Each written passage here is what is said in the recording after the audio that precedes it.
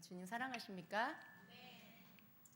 주님이 여러분을 향해서 무슨 말을 하면 가장 기쁘실까요? 여러분이 주님이 여러분을 향해서 얘야 사랑한다 이 말 들으면 너무 기쁘시겠죠.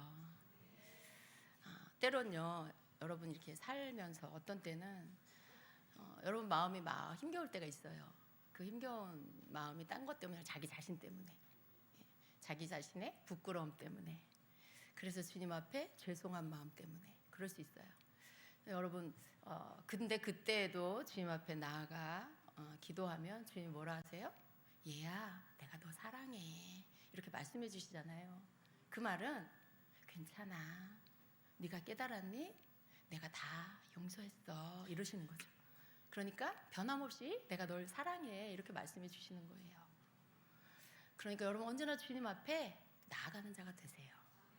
나아가는 자가 되세요. 변명하고 뭔가 막 둘러대고 자기 합리화하려고 애쓰지 마시고 그냥 나아가세요. 주님 제가 이랬어요. 제가 주님 죄를 범했어요. 어리석었어요.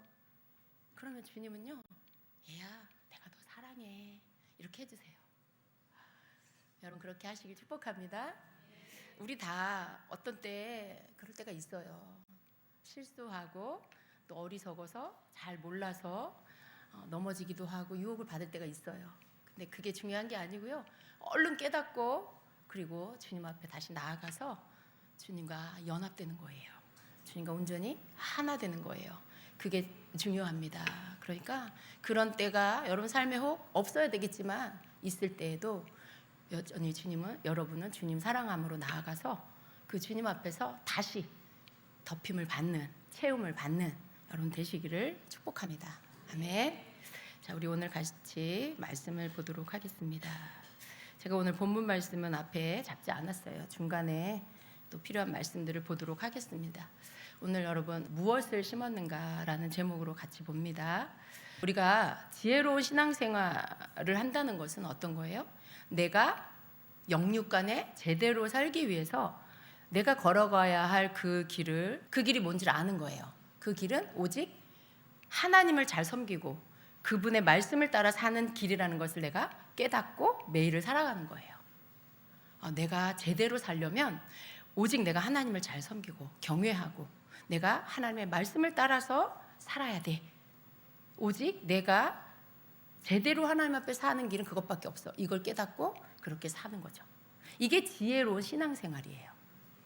여러분 이걸 깨달으면요 어떤 유혹이 와도 내가 또 영적으로나 뭐 어떤 상황 가운데 영이 병들 수도 있어요. 여러분 유혹받고 그리고 잘못되면 근데 그런 것들이 온다 해도 잘 넘어가지 않아요.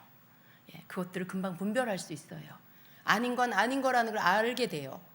그런데 내가 지혜로운 신앙생활을 하지 않으면 잘못된 기준을 가지고 신앙생활을 하면 그런 유혹이 오거나 또 영이 병들면 그대로 그냥 넘어져 버립니다. 신앙생활을 누구를 위해서 하십니까? 여러분 잘 먹고 잘 살려고 하십니까? 여러분 삶이 평안하려고 하십니까? 여러분 우리는요 내가 어디로부터 왔는지 알아야 돼요. 어디로부터 오셨어요 여러분은? 여러분 어디로부터 왔어요? 하나님께로부터 왔어요. 그리고 하나님 안에 지금 있고 하나님께로 돌아갈 거예요. 이게 여러분의 현주소고 여러분의 정체성이고 가야 할 방향이에요. 어디로 가야 할지도 알고 있어야 돼요. 내가 마침내 마지막에 어디로 갈 건지 그것도 여러분이 알고 있어야 돼요.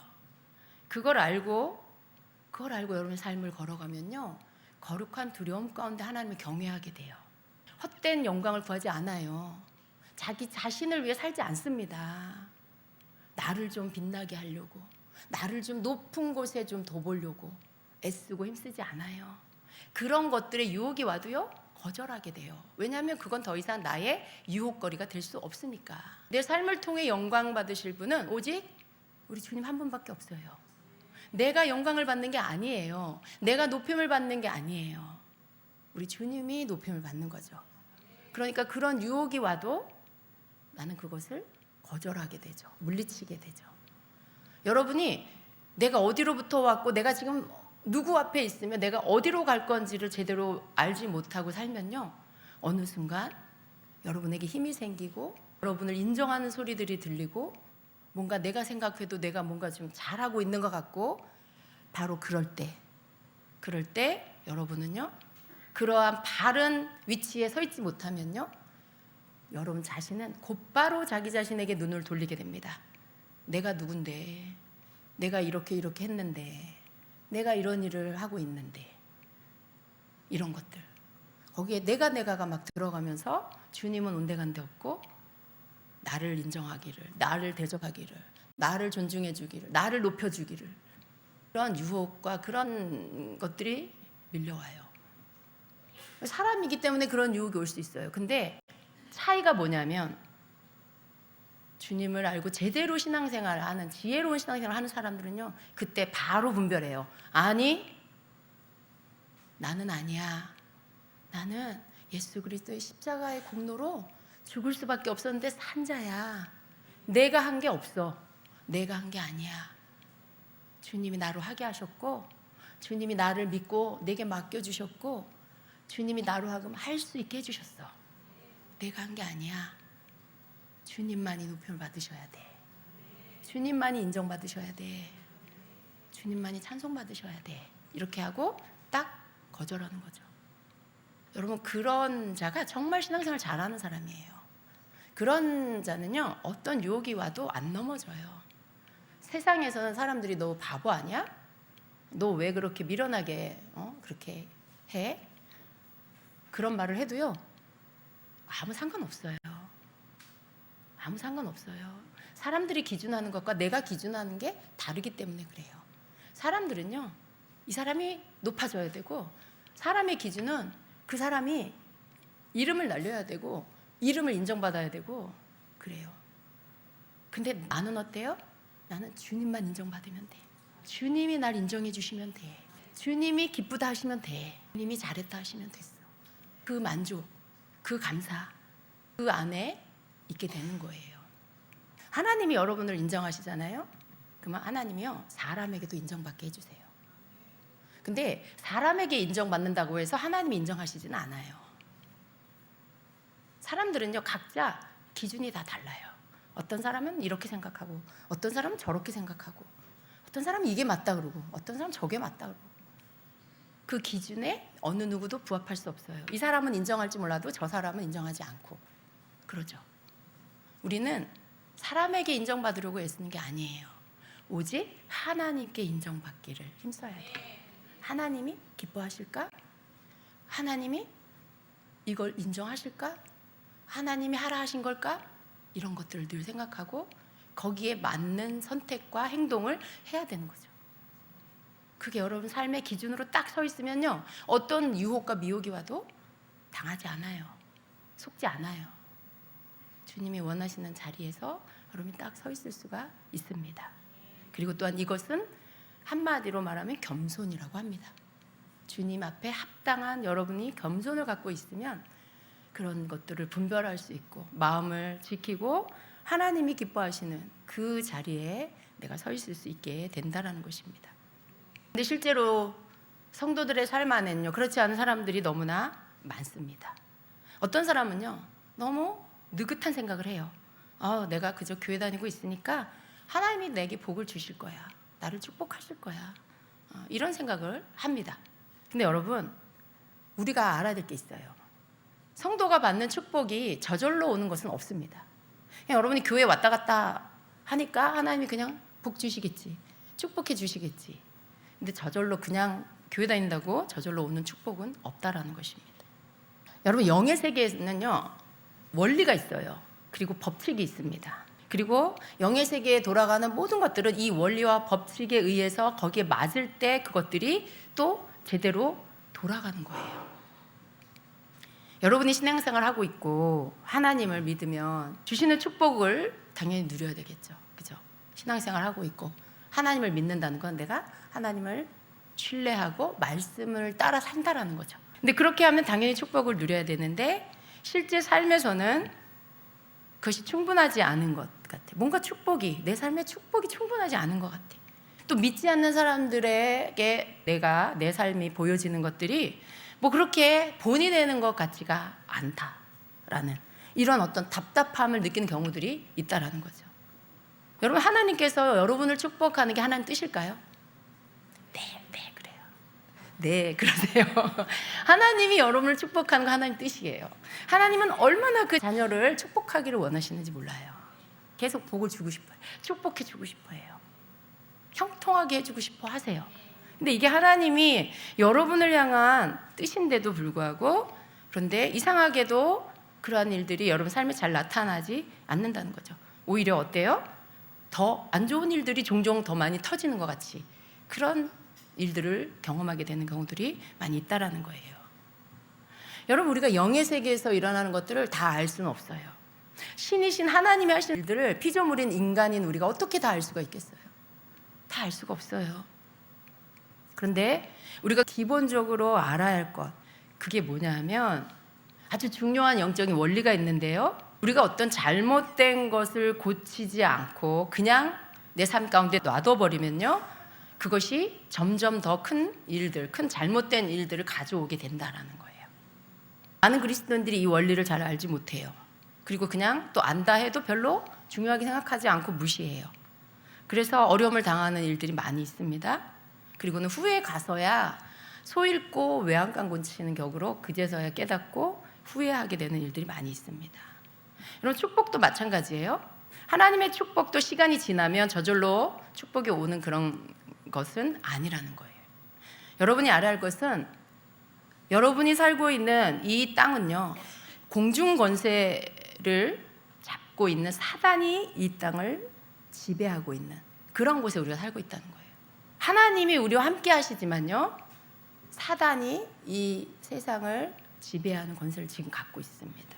좋은 것보다는요, 악하고 잘못된 것들이 힘을 더 얻는 것이 바로 이 세상이에요. 우리가 그런 세상 가운데 우리가 살고 있는 거예요.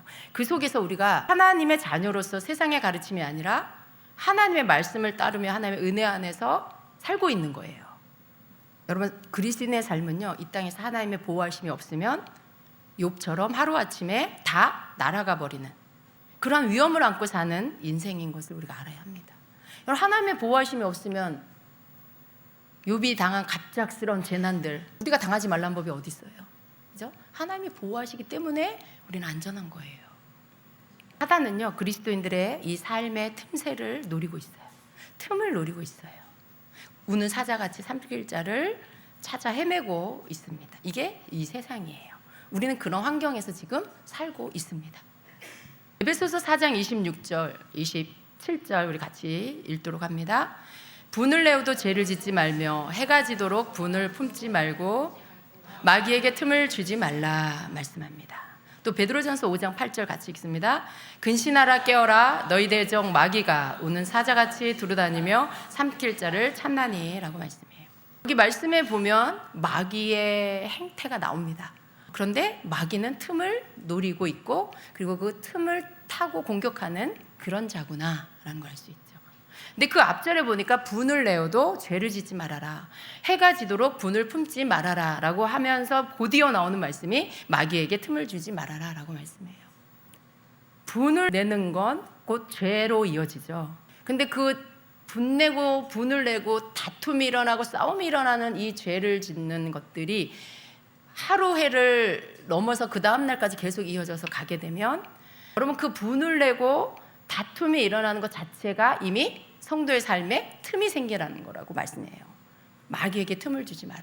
근데 그 틈을 주는 게 뭐냐면 분을 내고 그 분을 풀지 않고 계속 하루 이틀 3일 막 계속해서 시간을 보내고 있는 거라는 거죠. 분을 내고 죄를 안 짓기가 참 어려워요. 그죠? 화가 났는데 이 화를 다시 가라앉히기가 굉장히 어렵습니다. 쉽지 않아요. 차라리 화를 안 내는 게 나아요. 여러분이 안 넘어지려면 화를 내야 되겠다 하고 작정하고 화를 내면요, 이 화가 사람을 죽일 수도 있어요. 절제가 안 되니까. 그러니까 분을 안 내는 게 제일 좋은데, 분을 낸다 해도 죄는 짓지 말아라라고 말씀해요. 죄를 통해서, 아주 사소한 죄를 통해서 사단이 틈을 타고 들어온다라는 말씀이죠. 우는 사자같이 두루다니면서 삼킬 자를 찾는 이 악한 원수 마귀 사단, 그게 우리 삶의 주변에 있습니다. 여러분 보이지 않죠? 참 다행이에요. 한 달에 한 번은 보면 좋을 것 같아요. 그렇죠. 그러면 여러분 정신 바짝 차리고 경각심을 갖고 제가 나를 공격하려고 저러고 있구나 한 번씩 봐야 돼. 그래야 여러분이 그냥 정신 바짝 차리고 마음 딱 그냥 제대로 그냥 먹고 군기 빡 잡혀가지고 하나님 앞에서 두렵고 떨리는 마음으로 살아갈 거 아니에요. 정신 차리고. 여러분 세상에서 내 삶에 무언가가 잘못된 일이 일어났다, 벌어졌다라고 할 때 그 일은요 반드시 원인이 있다라는 것이죠. 그 원인이 있고 이러한 일이 일어난 것은 그 일에 대한 결과다라는 거예요. 내가 사단에게 죄로 인한 틈을 주었거나 알고 했든지 모르고 했든지 실수를 범함으로 틈이 생겼고 그리고 사단을 향한 문이 열려버렸다라는 것이죠. 여러분 그렇다면 그러한 일이 일어났을 때 가장 필요한 게 뭘까요? 그런 일들이 안 일어나면 좋겠지만 내가 죄를 범했고 실수를 범했고 그러는 사이에 틈이 생겨버렸고 그 틈을 비집고 문을 열어버렸어. 악한 영이. 그럴 때 가장 여러분이 빨리 해야 될 게 뭘까요? 네, 회개예요. 그 문이 열렸다 해서 여러분이 자포자기 하지 말고요. 에이 모르겠다 될 대로 되라 이게 아니고 여러분 빨리 깨닫고 회개를 해야 돼요. 그 문을 닫는 방법은 회개예요. 빨리 그것을 찾아서 여러분이 그 틈을 메꾸고 문을 닫는 거 이게 바로 회개입니다. 만약에 여러분 그것이 별거 아니다라고 생각하고 이렇게 생각해버리고 여러분이 그냥 그것을 인간적인 생각으로만 해요. 인간적인 생각으로 영적으로 분별하는 게 아니라 그냥 인간적 생각으로 한다면 점점 더 좋지 않은 결과들이 생기게 될 거예요. 그래서 여러분이 작은 틈이 생겨서 문이 열리기 시작했을 때 호미를 얼른 막을 수 있던 것들을 그냥 내버려 둠으로 인해서 가래로도 못 막는 일들이 생기게 된다라는 거죠. 그것이 왜 생겼는지 빨리 여러분이 틈을 메워야 합니다. 만일 그것이 어떤 죄로 인한 것이면 깨닫는 즉시 회개하고 돌이켜야 돼요. 깨닫는 즉시 회개하고 돌이켜야 돼요. 여러분이 회개할 수 있는 기회가 언제 오냐면 그 일에 대해 첫 번째 여러분이 분별하셔야 돼요. 왜 이런 일이 생겼죠, 주님? 주님 가르쳐 주세요. 뭐 때문에 이런 일이 생겼는지 알게 해주세요. 그러면서 기도의 씨름을 하는 거예요. 그러면 하나님은 어느 순간 여러분이 깨닫게 해주시죠. 깨달으면요 곧바로 회개하시는 거예요. 그냥 뭔지도 몰라, 왜 일어났는지도 몰라. 근데 회개하라고 그랬으니까 무조건 하나님 잘못했어요. 하나님 잘못했어요. 그러는데 아무런 마음에 무슨 죄에 대한 내가 뭘 잘못했는지에 대한 뉘우침도 없고 뭐가 잘못됐는지도 모르고 그냥 입으로만 하나님 잘못했어요. 여러분 그건 회개가 아니에요. 그건 회개가 아니에요. 회개는요 원인이 뭔지 내가 무엇을 잘못했는지 먼저 알아야 돼요. 하나님은 그걸 알고 계세요. 그러니까 하나님께 여쭤봐야 되겠죠. 하나님 뭐가 잘못됐어요? 하나님 왜 이런 일이 일어났어요? 깨닫게 해주세요. 깨닫게 해주세요. 계속 기도의 씨름을 하고 어느 순간 주님이 깨닫게 해주시면 거기에 대해서 여러분이 깨닫고 인정하고 자기 잘못을 인정하고 그리고 거기에 대해서 회개하고 돌이키는 거예요. 회개 속에는요 내 죄에 대한 인정이 있어야 돼요. 죄를 인정하지도 않고 그냥 나 고통받는 거 싫어가지고 잘못했어요. 회개합니다. 그건 내 죄에 대한 인정이 없잖아요. 내가 뭘 잘못했는지도 못 깨닫고 있잖아요. 그건 온전한 진정한 회개가 아닙니다. 회개는 내가 뭘 잘못했는지 먼저 깨닫고 그리고 그것에 대한 잘못을 내가 인정하고 그리고 거기에 대해서 하나님께 잘못했다라고 고백하면서 자복하는 거. 내가 그것들을 자백하고 회개하는 거. 이게 진정한 회개입니다. 그것이 여러분의 실수였다 해도요 그렇게 해야 되는 거죠. 아무 생각 없이 내가 가지 말아야 할 곳에 갔거나 만나지 말아야 할 사람을 만난다거나 하지 말아야 할 말들을 한다거나 하지 말아야 할 행동들을 했다라면 잘못된 일이 벌어지게 되어 있습니다. 믿는 자는요 삶의 모든 부분에 분별력을 가져야 돼요. 내가 지금 교회에서 지금 뭐 예를 들면 여러분 교회 오면 예배드리고 모임을 갖고 또 셀 모임 안에서 또 서로 영적인 대화를 하고 또 여러분이 뭐 찬양팀으로 모이고 청년부로 모이고 뭐 이런 교회 안에서 여러 가지 모임 안에는요 여러분이 다 어떤 긴장감이 있어요. 하나님 앞에 있다라는 것들을 여러분이 막 생각하면서 행동하고 말하게 돼요. 근데 교회를 떠나면 어때요? 마치 하나님 앞에서 있지 않는 것 같아.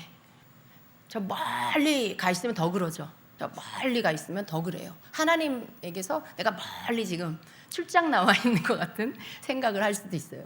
여러분 어느 곳에나 계시는 하나님인 것을 믿으시기 바랍니다. 그래서 내 삶의 모든 부분에 항상 하나님이 계신다. 그러니까 어떻게 해요? 나는 항상 분별해야 된다. 분별력을 가져야 한다라는 것을 항상 생각하시길 바랍니다. 내가 죄를 짓는 일에 가담되지 않도록 겸손한 마음으로 자신을 지켜야 된다라는 것입니다. 왜냐하면 우리는요, 어느 순간 넘어질 수 있어요. 어느 순간 나도 모르게 죄에 가담될 수 있어요. 그러니까 그런 자기 자신을 지켜야 돼요. 가장 잘 지켜야 될 게 뭘까요? 여러분의 입술입니다. 가장 쉽게 죄를 범하는 게 말이에요. 그런데 있잖아, 누구누구 말이야, 너 어떻게 생각해? 뭘 어떻게 생각해? 뭘 어떻게 생각해? 왜 그런 걸 물어? 왜? 여러분, 사단은요 꼭 그런 수법을 써요. 하와한테 다가와서 너 저 선악과 어떻게 생각해? 하나님이 뭐라고 하셨어? 절대로 사단의 미혹에 넘어가지 마시기를 바랍니다. 잘못 행한 것들을 알았다면요, 그 원인을 찾아서 빨리 회개해야 돼요. 돌이켜야 하는데, 만일 그런 것들을 여러분 그대로 그냥 방치하고 놓아두게 된다. 그러면 악한 영이 여러분의 마음을 통째로 훔쳐가게 돼요. 여러분의 마음과 생각을 통째로 훔쳐가서 완전히 잘못된 사단이 주는 것들로 생각해버리게 만들어요. 심각해집니다. 어떤 일의 원인이 나 자신의 죄로 인한 것이면 사단은 그 사람을 이제 하나님께 고소합니다. 여러분, 우리가 뭔가를 잘못하면요, 그걸 방치해두면 사단이 여러분 마음과 생각을 훔쳐가 버리죠. 그러면 그 가운데 여전히 있으면서도 잘못을 깨닫지 못해요. 그리고 더 계속해서 반복되는 죄를 짓게 되죠. 그렇게 되면 어떻게 되냐면 사단이 이제 이 사람을 공격할 준비를 해요. 사단이 이 사람을 향해서 합법적으로 이 사람을 괴롭히고 망가뜨릴 준비를 합니다. 하나님께 청구해요. 하나님, 누구누구가 지금 이런 죄 가운데 있어요. 나에게 오라고 손짓해요. 하나님, 죄를 짓고 회개하지 않는 건 마귀에게 나에게 오라고 손짓하는 거예요. 여러분, 하나님, 저는 합법적으로 누구누구를 공격하겠습니다. 괴롭히겠습니다. 이렇게 할 수 있어요. 마귀가 하나님 앞에 그렇게 해요. 그럼 하나님은 어떻게 해야 될까요? 안 돼. 걔는 내 자녀야. 당연히 하나님 마음은 그러시고 싶죠. 하나님은 당연히 그러시고 싶어요. 그런데 하나님은요, 사랑의 하나님이시고 공의의 하나님이세요. 하나님이 바른 심판을 하시려면 이 사람의 잘못된 죄가 씻겨져야 돼요. 무조건 내가 죄 사랑하니까 너 건들지 마, 이렇게 할 수 없어요. 잘못하면요, 그 잘못에 대한 심판이 오게 있어요. 그 도구로 사용하는 게 누구냐면 사단이에요. 악한 영이에요. 근데 이 심판이 거둬지는 게 언제예요? 죄가 씻겨졌을 때, 회개함으로 죄가 사라졌을 때, 이 사람을 공격할 근거가 없어져 버립니다. 그래서 하나님은요, 빨리 회개하기를 원하시는 거예요. 잘못을 했을지라도 빨리 회개하면 사단이 그를 공격할 수가 없죠. 하나님의 마음은 그런 것입니다. 하나님은요, 그 자녀가 자기 자신의 잘못을 깨닫고 돌이킬 수 있는 시간과 기회를 주세요. 그렇죠?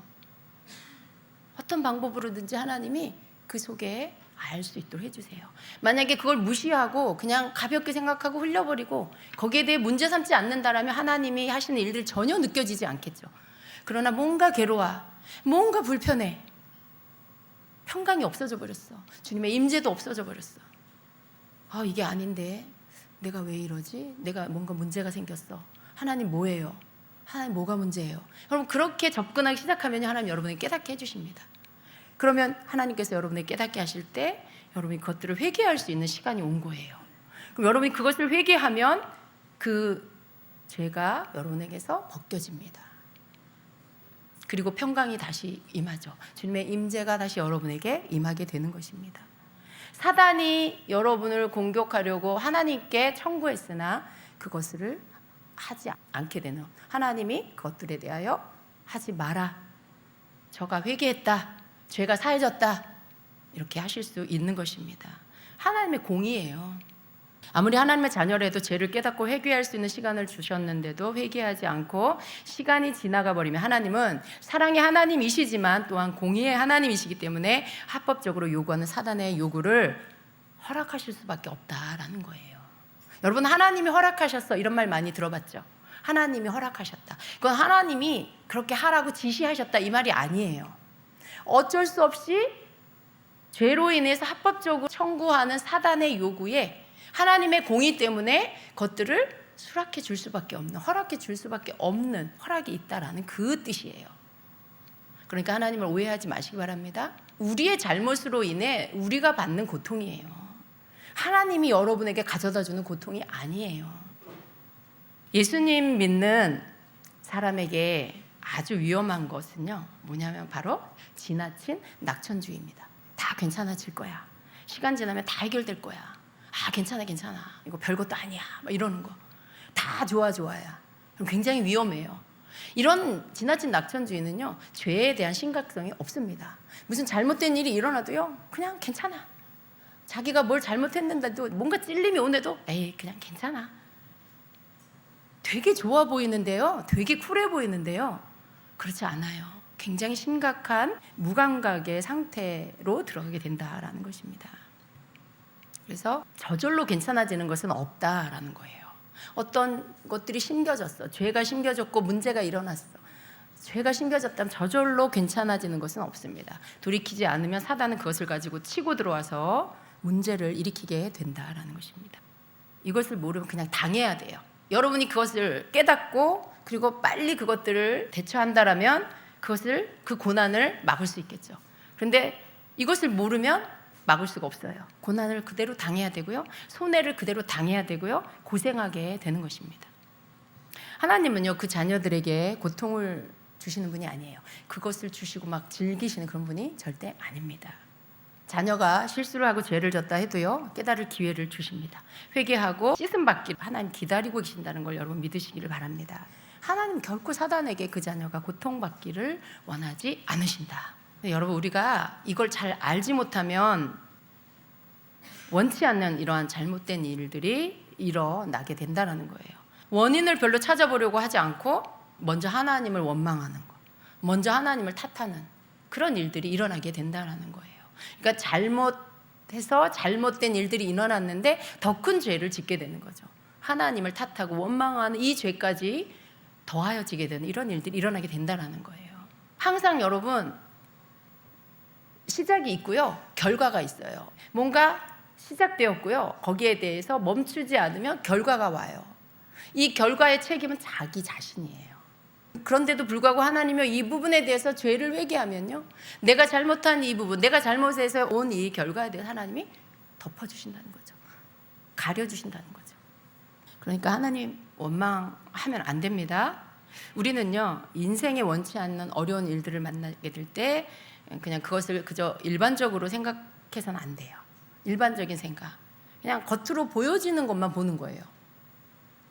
항상 보이지 않는 물질 세계와 영의 세계 같이 함께 공존하고 있다는 것을 우리가 항상 기억하면서 세상에서 우리가 살고 있다, 내가 세상 안에서 살고 있다, 두 세계 안에서 살고 있다라는 것을 항상 기억하면서 살아야 합니다. 내가 살고 있는 이 세상, 물질 세계와 영의 세계가 같이 공존하고 있는 이 세상 가운데 살고 있고, 물질 세계는 눈에 보이는 거지만 보이지 않는 영의 세계 안에는 그 뒤에서 이 세상을 조종하는 영의 세계가 있다라는 것들을 항상 기억하고 살아야 합니다. 그래서 우리는 항상 두 세계에 다 바르게 반응할 줄 아는 그런 사람이 되어야 합니다. 물질 세계만 반응은 그래서 이렇게 됐구나, 그걸로 끝. 그러면 여러분, 실제적인 문제 원인 못 찾습니다. 그건 눈에 보이는 거고요, 보이지 않는 영의 세계 안에서 왜 이런 일이 일어났는지를 여러분 기도하시면서 알려고 하셔야 된다라는 것입니다. 그래야 그 문제가 멈춰질 수가 있어요. 왜냐하면 그 실체는 바로 영의 세계의 것이 실체이기 때문에 그렇습니다. 그러니까 여러분, 이 두 가지의 감각을, 영적인 분별력을 다 가지시기를 바랍니다. 기도하면 알 수 있습니다. 하나님께 여쭈면 주님이 깨닫게 해주신다라는 거예요. 그걸 여러분이 갖고 있는 은사로, 여러분이 신령해가지고 막 하면 알아지는 그런 게 아니에요. 주님께 여쭈면 주님이 알게 해주신다. 영의 세계의 것들을 주님이 알게 해주신다라는 걸 꼭 기억하시기 바랍니다.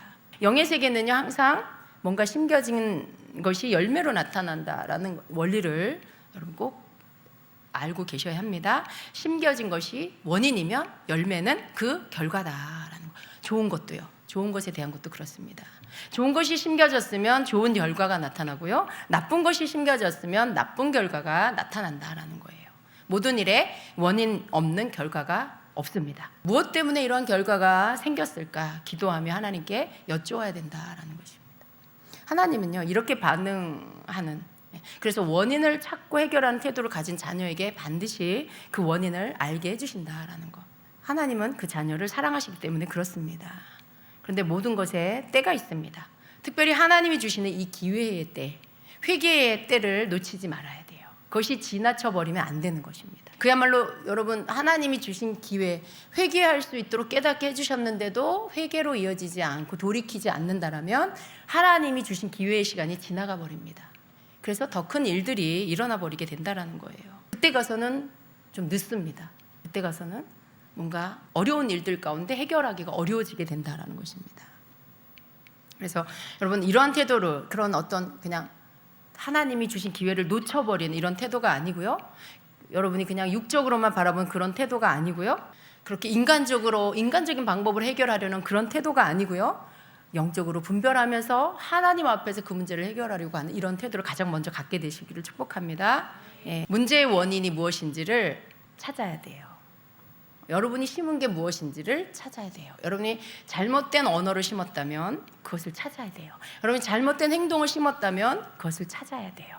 그리고 그것을 회개하며 하나님 앞에 여러분 자신의 행한 것들에 대하여 더 이상 것들이 역사하지 못하도록 막으셔야 됩니다. 사단이 틈을 타고 빌미를 삼으려고 하는 것들을, 여러분이 그것들을 하나님께서 덮어버리시도록 그렇게 해야 한다라는 것입니다. 여러분, 축복도 마찬가지입니다. 나쁜 일이 일어날 때 경우들을 우리가 봤어요. 근데 축복도 마찬가지예요. 이 땅의 축복은요, 대부분 내가 심은 것을 통해서 거두게 하십니다. 하나님은요, 여러분이 믿음으로 씨앗을 심잖아요.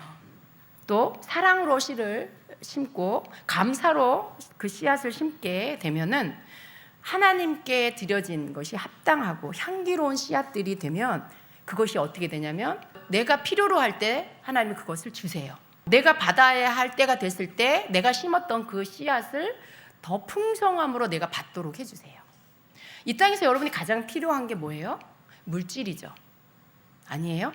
물질 안 필요해요?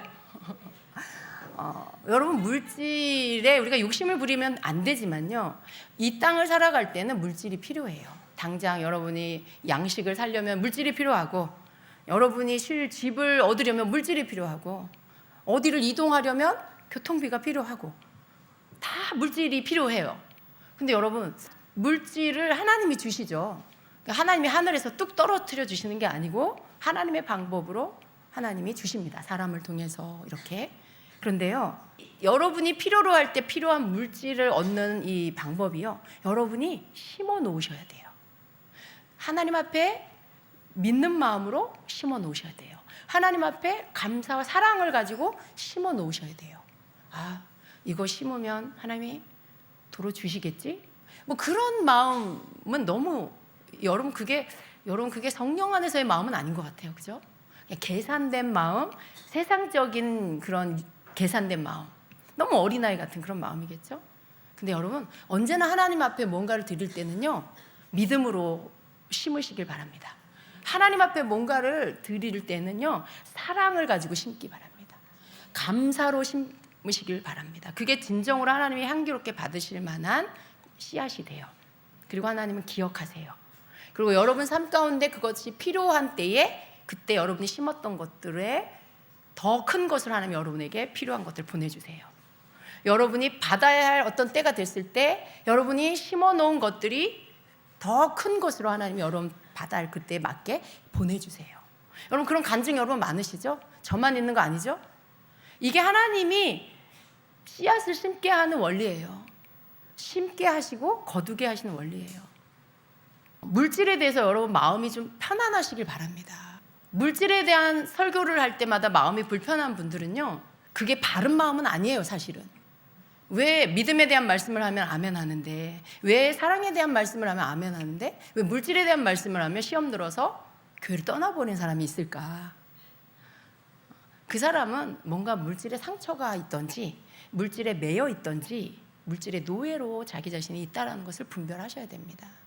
정말로 이 물질에 대한 다른 물질관을 여러분이 성경적으로 갖고 있으면요, 그렇지 않아요. 물질도 어떻게 써야 하고 어떻게 드려야 하는지를 성경적인 말씀으로 여러분이 배우셔야 하는 것이죠. 그죠? 잘못된 물질관과 잘못된 물질 사용법 때문에 여러분의 물질이 막혀버리는 거예요.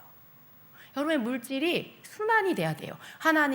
여러분이 하나님이 주시고, 여러분이 하나님이 기뻐하는 것에 드리거나 심거나 보내고 이렇게 하고, 그러면 하나님이 다시 여러분에게 더 풍성한 것들을 여러분 필요의 때에 맞게 보내주시고 채워주시고, 그럼 여러분 또 하나님 앞에 감사함으로 또 드리고, 또 선한 하나님의 일들에 여러분이 또 그 물질을 사용하고, 그러면 하나님은 또 그것을 기억하시고 또 여러분에게 보내주시고, 이 순환이, 건강한 이 순환이 계속해서 이루어져야 돼요. 이게 성경적으로 여러분이 물질을 쓰는 거죠.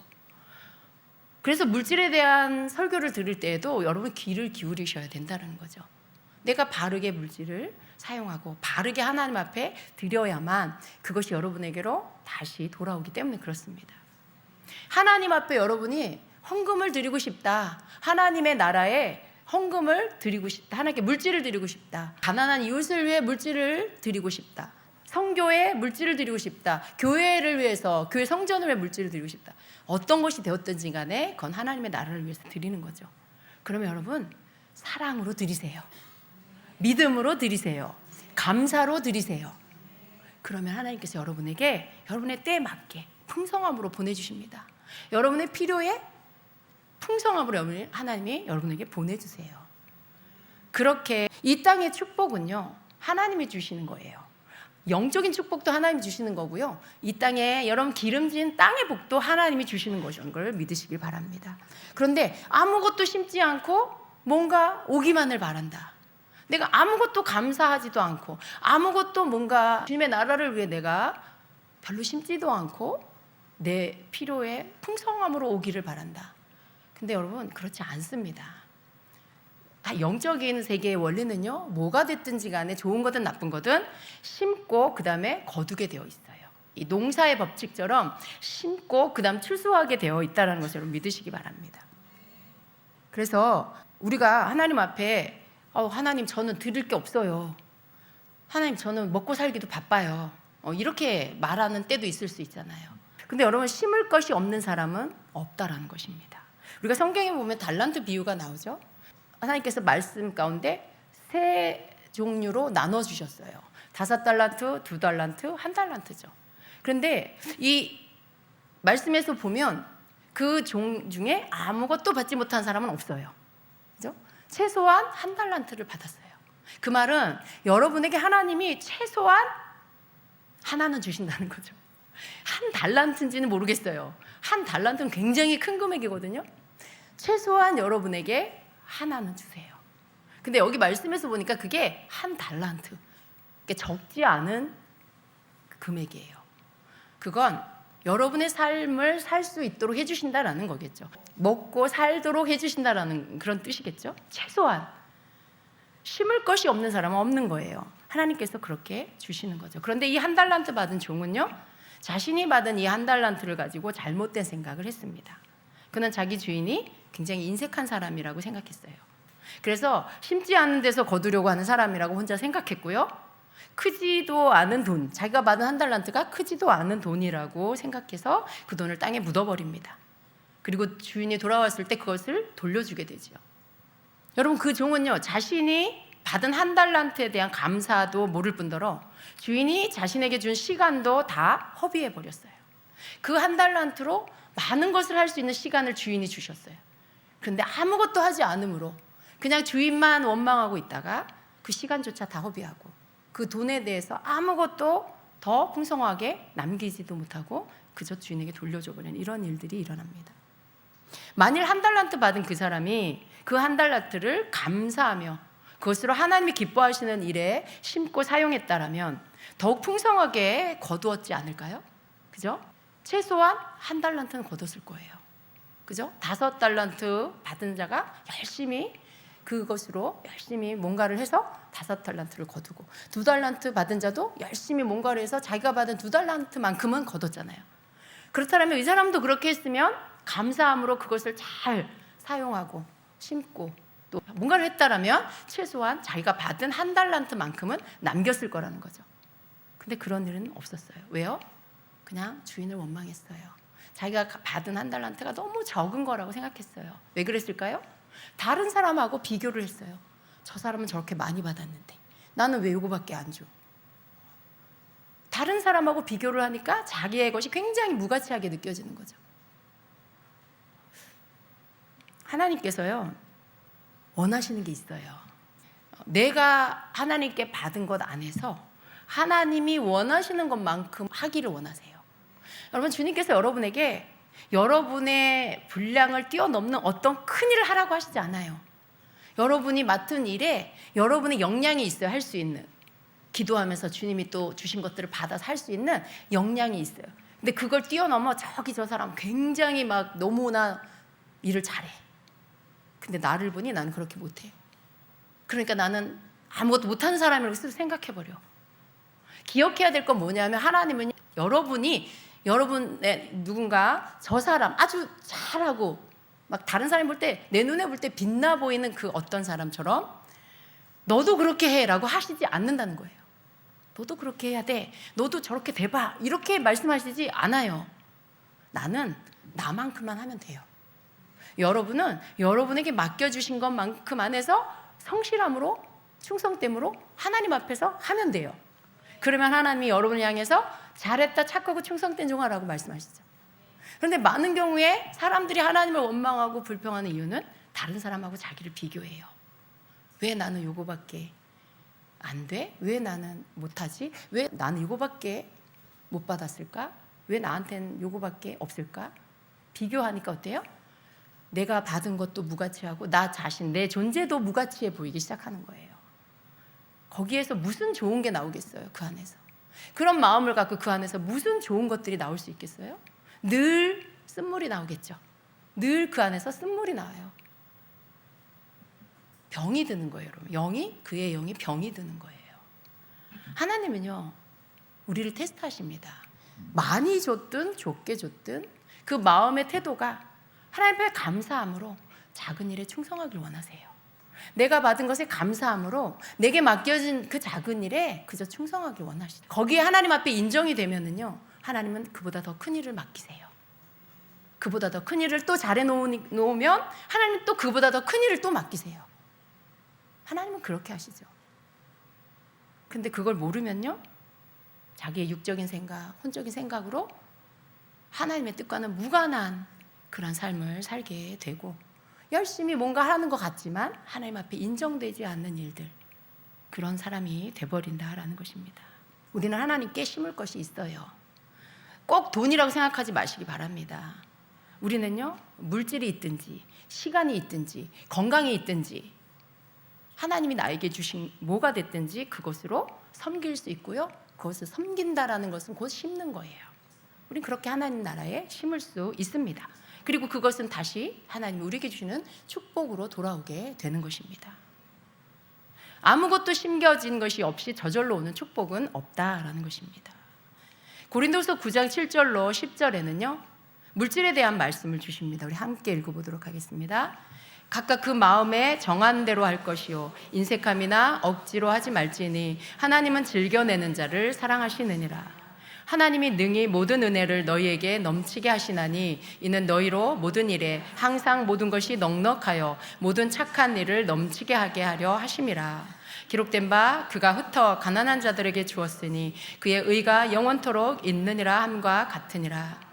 심는 자에게 씨와 먹을 양식을 주시는 이가 너희 심을 것을 주사 풍성하게 하시고 너희 의의 열매를 더하게 하시리니. 아멘. 이렇게 말씀하십니다.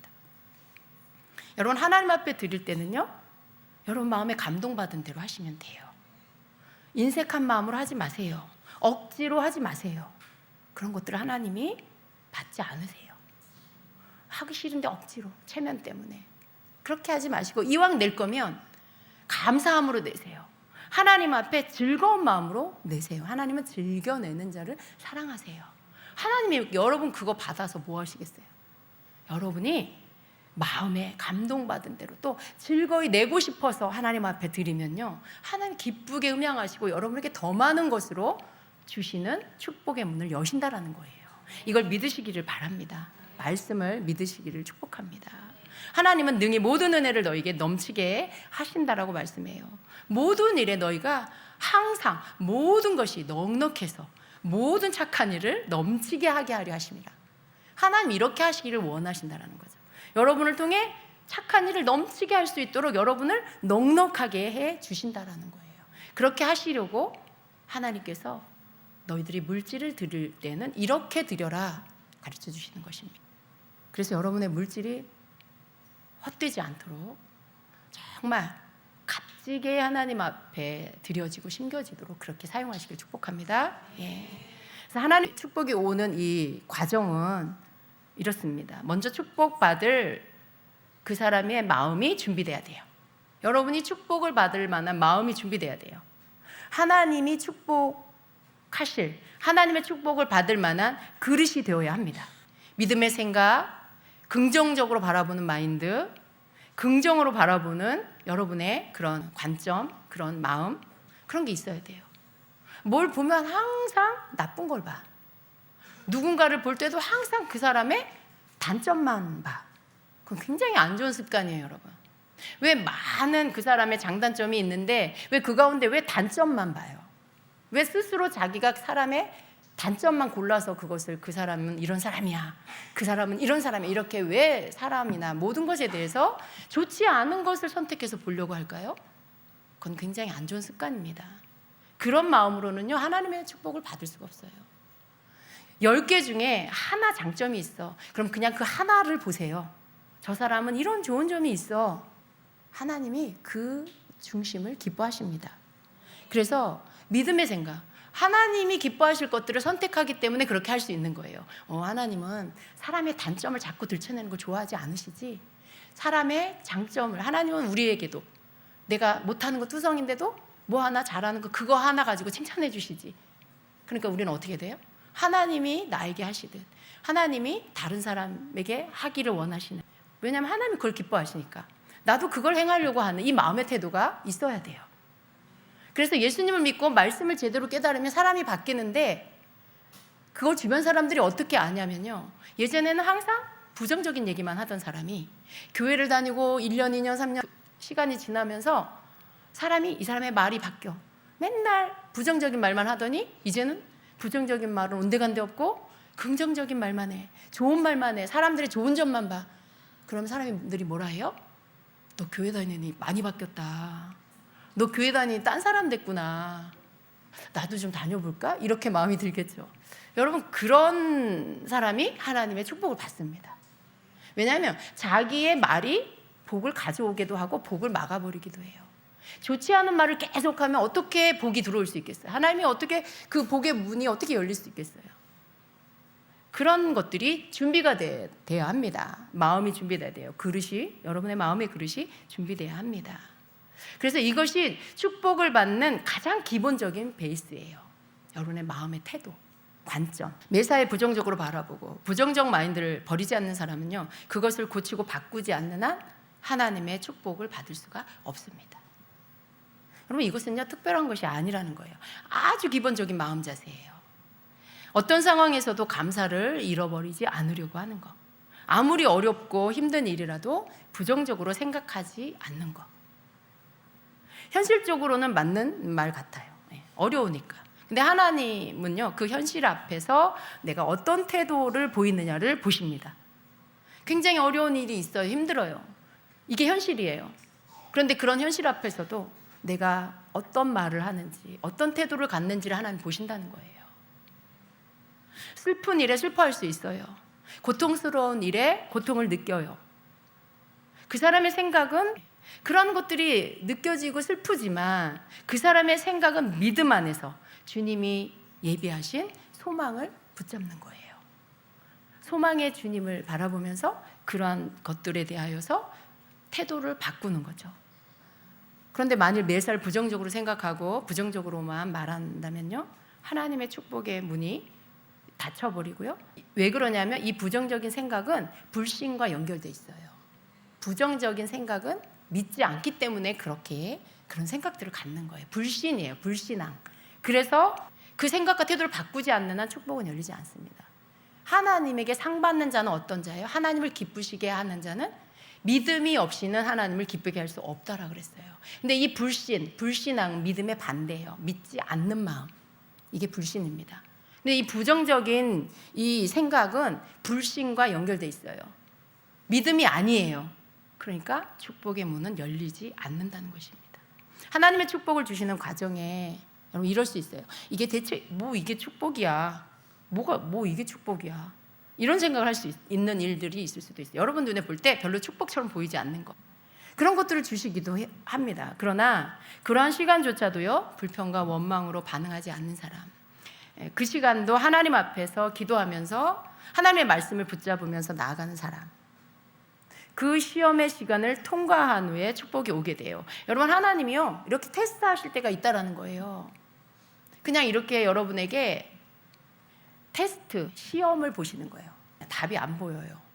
내가 뭔가 하나님 앞에 시험을 받고 있는 것 같아. 하나님 날 테스트하시는 것 같아. 그런 시간이 있어요. 근데 그때 여러분이 그럼에도 불구하고 감사하고, 그러니까 모든 때에 감사로 반응하기로 작정하셔야 돼요. 그 시간에도 여러분이 축복이 아닌 것 같은 그때에도 또 감사하고, 그러면 하나님 보실 때 너 통과다. 너는 축복받을 준비가 됐어. 이렇게 하시는 거예요. 하나님께서 축복으로 이끄실 때 여러분을 달아보세요. 여러분의 믿음을 달아보신다는 거예요. 하나님 앞에 여러분이 어떤 믿음을 갖고 있는지 그걸 달아보십니다. 여러분이 늘 말하고 고백했던 그 믿음이 실체인가? 정말 그런가? 하나님이 그것들을 저울에 달아보시는 시간이 있다라는 것입니다. 그것은 마치 여러분이 시험을 치르는 시간과 같은 그런 시간이에요. 여러분 답이 뭔지 모르는 채 시험을 보는 그런 시간. 하나님의 믿음의 테스트의 시간입니다. 그런 시간을 통해서 하나님이 내신 이 시험 문제 앞에 믿음으로 반응하는지, 아니면 현실적인 반응이라는 것은 그냥 여러분이 육신의 눈에 보이는 대로, 혼적인 생각 드는 대로 그냥 반응하는 거. 어떻게 하는지 보신 거예요. 여러분의 믿음이 진짜인지, 진짜 믿음이 있는지 없는지를 보신다라는 것입니다. 그런 시간들을 여러분이 지금 통과하고 있을 수도 있어요. 가장 중요한 건 뭐예요? 여러분이 그때를 알지 못해요. 이게 하나님의 시험의 테스트의 시간인지, 언제가 그 시간인지, 나에게는 하나님 언제 축복을 주시는지 여러분이 알 수가 없어요. 근데 이렇게 하세요. 축복을 목표로 하지 마세요. 감사를 목표로 하세요. 감사를 여러분이 목표로 하고, 내가 내 삶의 모든 때에 나는 감사를 선택하리라. 여러 가지가 나열되어 있잖아요. 눈에 보이는 현실적 감사가 안 나와. 감사할 게 없어. 그 속에서 막 파헤쳐가지고 감사를 찾아요. 그래도 하나님, 내가 여기 이러고 있어요. 하나님, 내가 절망하지 않고 내가 죽지 않았어요. 하나님, 내가 살아있네요. 감사할 것 없는 그 상황에 여러분이 막 파헤쳐가지고 감사할 거 찾는 거예요. 그래도 하나님, 길거리에 나앉지는 않았어요. 밥은 먹고 있어서 감사해요. 막 이러는 거예요. 그냥 여러분이 감사하기로 작정을 하면요, 감사할 것이 있어요. 여러분, 하나님이 모르시겠어요? 여러분이 힘들고 고통스러운 걸 모르시겠냐고요. 근데 그 상황 속에 이 자녀가 너무 힘들 텐데도 감사할 걸 막 찾아. 그러더니 자 속에서 감사할 수 있을 것 같지도 않은 걸 꺼내가지고는 감사하대. 하나님 앞에 감사하대. 어떻게 하나님이 축복을 안 하시겠어요? 여러분, 우리는 그런 자가 돼야 돼요. 왜냐하면 하나님이 어떤 분인지를 아니까. 하나님이 너무나 좋은 내 아버지인 걸 우리가 믿으니까. 그 하나님이 날 보고 계시니까. 이 형편과 사정을 아시니까. 그럼에도 불구하고 감사하자.